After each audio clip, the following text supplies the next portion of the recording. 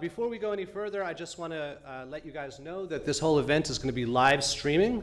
If, as no doubt some of you are a privacy conscious person and would prefer not to be in the live stream, the rear two rows, the tan seats, will not be subject to camera surveillance. You will not be live streamed if you're sitting in those rear two rows. Also, the hashtag that we're using for today is not an event-specific hashtag. It is a subject-specific one. Hey, Mike. It is hashtag data privacy. And of course, feel free to, if you're on Twitter, to tag at InternetGov, which is the Internet Governance Lab, and at ISOC DC, which is the Internet Society DC chapter. I'm Aram Sinnreich. Welcome. It's going to be an amazing day. We're going to have some really smart and interesting and diverse people in the room to talk about what I would argue and will argue is one of, if not the pressing issue of our era. But before I get into it, and I'm going to keep my introductory remarks short because we're running a little late and I want to get maximum exposure for the panelists who are going to be speaking in a few minutes. But by show of hands, how many of you, this is a thought experiment I've been asking people recently, and I'm asking not to prove a point, I'm asking because I really want to know. If I gave you a magic box and it just had one button on it, and all this button would do is instantly turn off the internet and pull it up by its roots so it no longer had any role in human society or culture anywhere around the globe, or business, or politics, just everything went back to, let's say pre-web, 1989. By show of hands, how many of you would actually press the button? One. Was that a yes? Anyone else?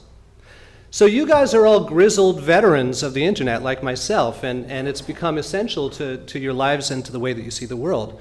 But what might be interesting for you to hear is I gave a talk at Georgetown about a week or two ago, and the audience was largely undergrads, and about half of them raised their hands. Let me repeat that so it sinks in. Roughly half of Washington, D.C.-based undergrads who attended an event specifically about the internet said that if they had the power to make the internet go away forever and completely, they would. That is the sign of a serious crisis that those of us in this room who might have a longer term and more nuanced view of the subject probably don't tend to fully appreciate. And it's easy to see why it would be seen as such a crisis by these young people.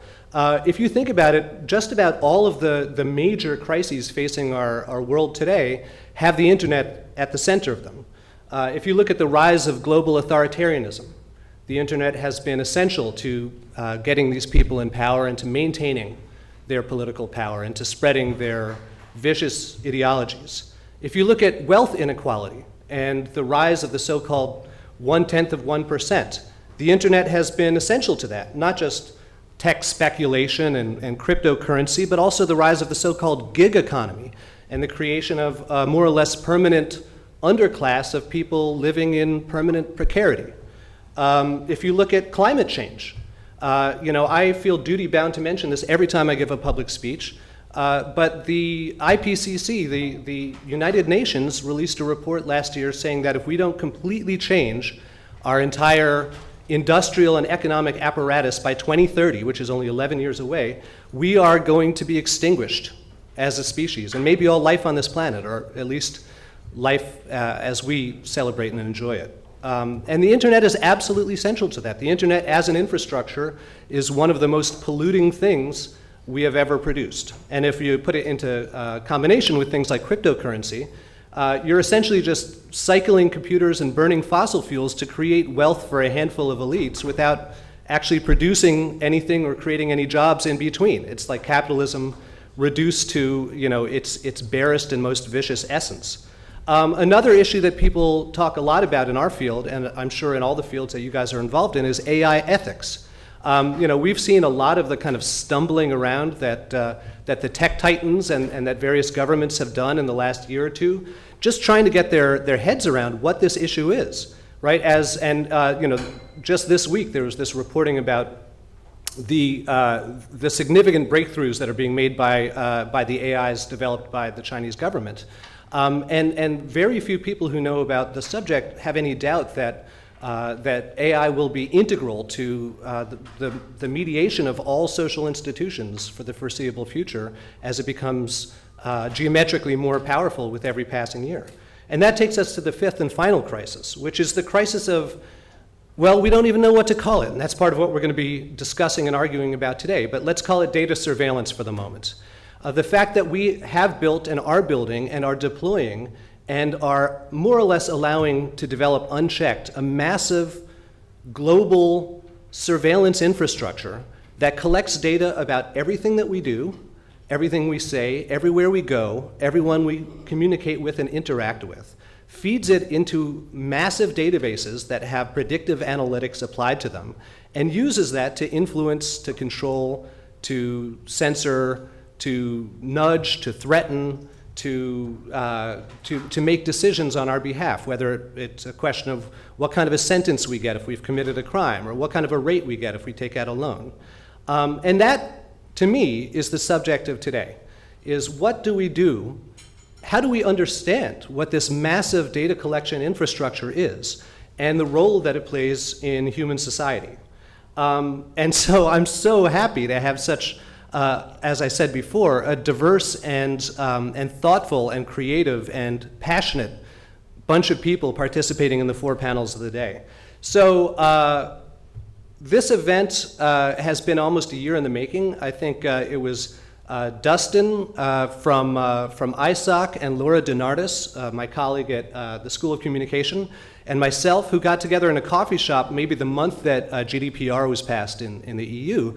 And we were sitting around talking, and we were like, do you remember this conversation, Laura? We were like, why can't we have nice things here? Like, what's preventing us from having a GDPR in the US?